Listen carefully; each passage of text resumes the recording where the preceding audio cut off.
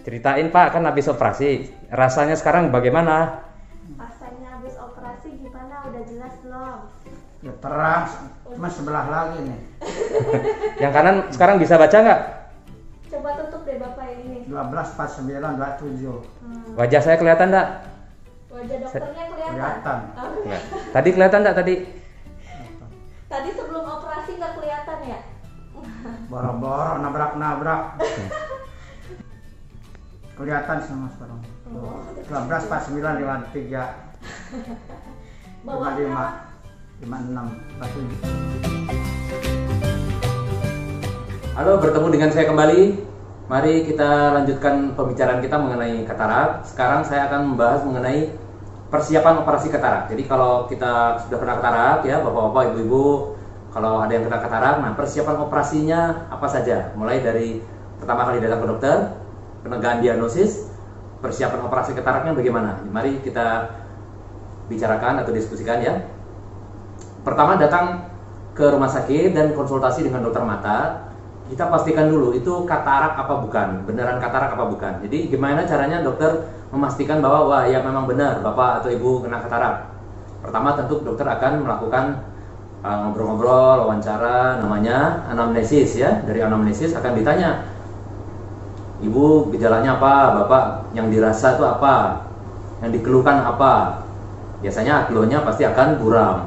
Dokter akan menanya berapa lama buramnya, bagaimana kejadian awalnya, pelan-pelan, gradual, atau tiba-tiba baru bangun kemarinnya sebelum tidur terang baru bangun tiba-tiba nggak jelas. Nah itu akan berbeda ya. Jadi kalau katarak itu gejalanya akan pelan-pelan, gradual. Oh ini udah 6 bulan ini, makin lama makin buram.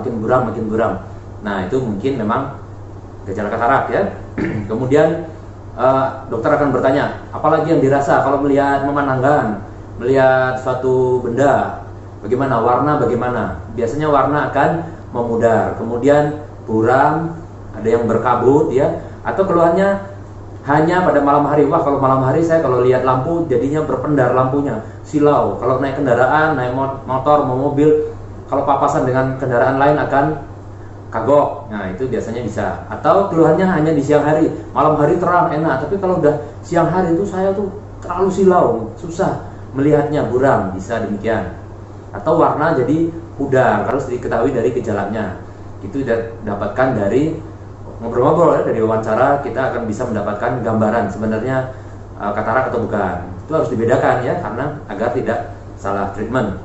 Kemudian setelah ngobrol-ngobrol kita punya kepastian, oh ini kira-kira kataraknya. Ayo kita lanjutkan dengan pemeriksaan fisik. Dokter akan melakukan pemeriksaan lanjutan ya. Tajam penglihatannya pastikan dulu berapa tajam penglihatannya. Diperiksa seperti ini ya, diperiksa suruh baca berapa angka yang masih bisa dibaca, berapa huruf yang dibaca, nah berapa persen penglihatannya. Setelah itu akan dilakukan pemeriksaan lanjutan. Kita duduk di depan alat namanya slit lamp ya. Kita lihat seperti ini, kita lihat, kita harus evaluasi semuanya. Satu, ada katarak apa enggak? Kedua, ada kelainan lain apa tidak? Ada kerusakan tempat lain enggak? Atau korneanya buram, ternyata korneanya juga putih ya, ada makula, ada jaringan parut kornea seperti ini. Nah itu harus diterangkan. Oke kita operasi, tapi setelah operasi tidak seterang mata kirinya misalnya, atau tidak seterang mata kanannya, karena yang di mata ini ada jaringan parut seperti ini, putih-putih ya. Jadi pasien juga harus tahu. Kemudian ada kelainan lain enggak? Kelopak matanya ada infeksi enggak? Misalnya kayak ini ada infeksi benjolan, ada bintilan, ada timbilan ya. Itu harus diobatin dulu karena akan mengganggu penyembuhan, atau bahkan membahayakan, bisa infeksi ya. Jadi harus disembuhkan, nggak boleh buru-buru operasi. Atau kelopak matanya seperti ini, wah ini kelopak matanya nggak bagus, bulu matanya ke dalam, jadi nggak bisa dioperasi katarak dulu, harus diperbaiki dulu. Kelopak matanya harus konturnya, harus anatomisnya harus bagus agar tidak membahayakan ya, malah mudah terjadi infeksi ya. Jadi harus kita lihat semua. Kemudian saraf matanya dinilai ya. Kemudian kita juga hitung ketebalan kataraknya sendiri, seberapa tebal sebenarnya ya. Apakah masih sangat muda, apa grade 1 atau grade 2, grade 3, grade 4 ya, atau imatur istilahnya, atau matur sudah matang, atau hipermatur sudah terlalu matang. Jadi kita harus evaluasi. Sering-sering kataraknya masih muda tapi sangat buram, ternyata tidak murni katarak tapi ada kelainan lain, misalnya kelainan retina ya, karena usia, atau kelainan retina karena diabetes bisa ya. Buram juga, kataraknya nggak seberapa tapi sangat buram, ternyata saraf matanya rusak karena diabetes, itu juga harus dievaluasi.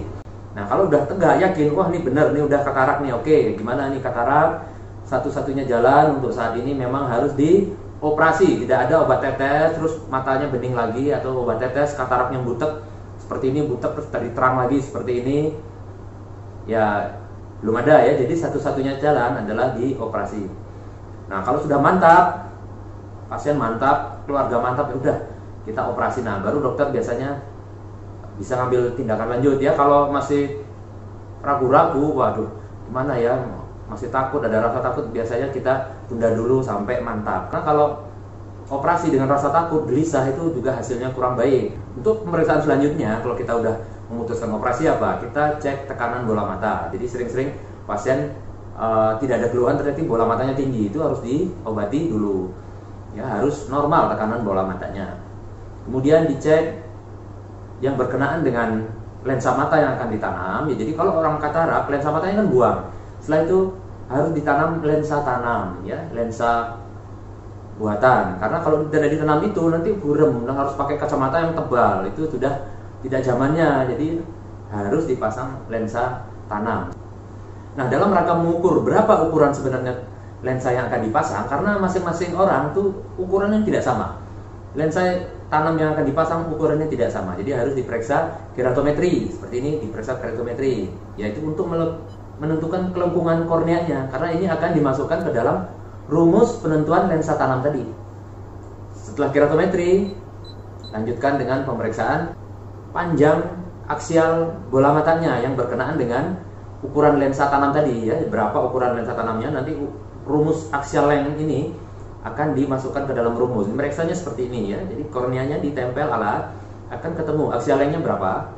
Di dalam mesin akan dimasukkan ukuran-ukuran keratometri yang tadi ya, aksial length akan ketemu. Nah seperti ini, berapa ukuran lensa tanam yang mau dipasang.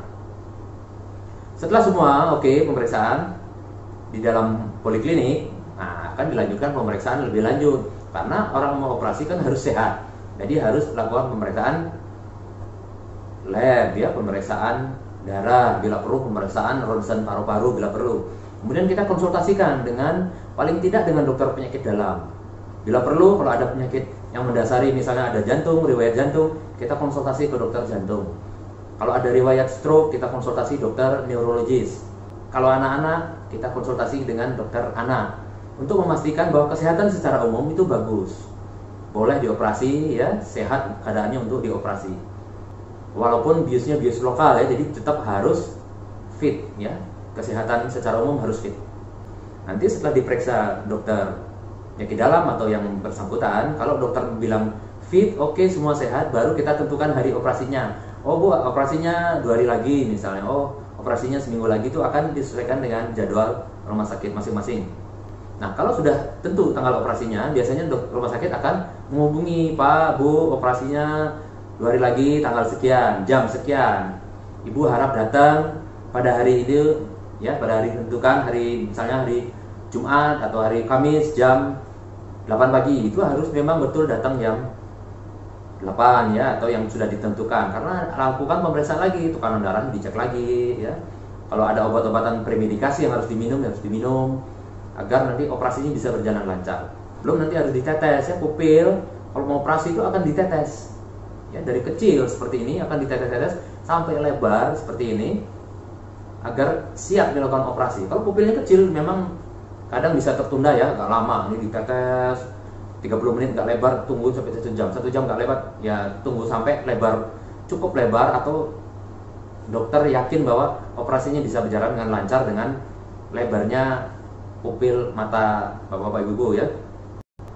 Nah pada persiapan operasi ini, perawat juga akan memberikan lembaran ya, lembaran-lembaran yang bisa dibaca di rumah, persiapan apa yang harus dilakukan pada waktu persiapan operasi itu ya. Seperti bapak atau ibu datang pada waktu yang ditentukan, kemudian lapor perawatnya nanti akan diberitahu di mana lapornya, tergantung rumah sakitnya, ada yang langsung ke Polimata, ada yang harus di IGD, ada yang ke kamar operasi di tempat yang sesuai dengan rumah sakit masing-masing. Pada hari operasi datang dengan pakaian biasa, ya. Biasa aja, pakai pakaian biasa aja ya. Jadi yang penting tidak membawa pakaian-pakaian yang susah ya. Jadi pakai pakaian yang gampang dan mudah dilepas ya, dipasang dilepas yang mudah ya. Jangan terlalu banyak kancingnya misalnya ya. Jadi yang simpel aja. Terus tidak menggunakan make up untuk ibu-ibu ya. Terus cuci muka, mandi bersih ya, keramas. Terus jangan pakai perhiasan ya, nggak pakai gelang, pakai kalung, jangan ya, letakkan di rumah karena agar tidak mengganggu proses operasi. Dan kalau operasi itu akan dilepas ya, nanti takutnya tak salah tempat hilang benda-benda berharga ya. Jam tangan bila perlu nggak usah pakai ya, cukup yang mengantar saja yang menggunakan jam tangan. Pasien lebih baik tidak menggunakan barang-barang berharga, walaupun jam tangan, walaupun benda-benda berharga lainnya. Terus harus ada yang ngantar ya. Sering kadang-kadang, wah kan bis lokal ini nggak apa-apa, saya datang sendiri aja. Jangan ya, nanti habis operasi datang bisa sendiri, tapi kalau pulang nanti ada rasa nggak nyaman, ada rasa agak nyeri misalnya, itu mengganggu ya. Jadi harus diantar. Nanti setelah kamar operasi akan dilakukan ganti baju ya, baju harus disesuaikan dengan baju operasi. Operasi biasanya tidak lama ya, sekitar 30 menit atau 1 jaman ya. Operasi akan dilakukan anestesi lokal ya, tidak jarang anestesi umum, bisa aja dilakukan anestesi umum untuk keadaan-keadaan tertentu. Tapi secara umum operasi katarak cukup dilakukan dengan operasi biusnya lokal saja. Karena tidak bius umum atau hanya bius lokal saja, tidak perlu puasa ya. Jadi kalau mendengar operasi itu, wah saya harus puasa. Untuk operasi katarak secara umum tidak perlu puasa. Jadi biasa aja sarapan ya. Justru biasanya pasien saya kalau nggak sarapan tuh gelisah, operasi gelisah. Jadi biasa sarapan ya, yang biasa dimakan gitu, sarapan biasa aja. Kalau semua udah oke ya, pupilnya udah besar, nanti pasien akan diajak ke kamar operasi dan posisinya seperti ini ya, tiduran gitu. Kemudian dokter akan melakukan operasi dengan mikroskop seperti ini. Nah, setelah selesai operasi, pasiennya tidak dibeban ya, tapi hanya diberi dop atau pelindung seperti ini. Ya, jangan lupa dopnya selalu dipakai, terutama tidur ya, agar tidak kena ucap gitu ya, kena bantal gitu ya. Jadi harus selalu dipakai, dan apa-apa yang harus dilakukan setelah operasi itu akan diberitahu secara detail oleh perawat dan akan diberikan suatu lembaran juga ya, biar nggak lupa, nanti di rumah bisa dibaca. Jadi demikianlah diskusi kita kali ini mengenai persiapan apa yang diperlukan untuk operasi katarak ya. Jadi semoga diskusi kita bermanfaat bagi bapak ibu yang mau operasi katarak, kira-kira persiapannya seperti itu. Salam sehat.